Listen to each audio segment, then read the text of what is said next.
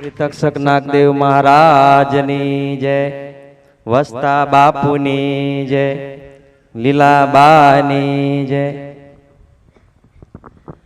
બાપુએ જે વાત કરી કે અમે 31 વર્ષથી સેવા કરવી છે, આપણે જોઈએ છીએ બાપુ સેવા કરે।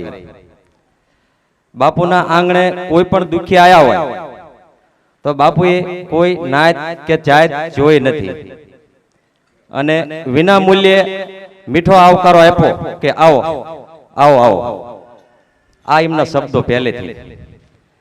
અને રાત કે દી બાપુએ જોયું નથી, કોઈ પણ દુખ્યા કોઈ પણ સમય આવે દિવસ રાત જોયા વગર બાપુએ વિના મૂલ્યે વિના સ્વાર્થે સેવા કરી બાપુએ।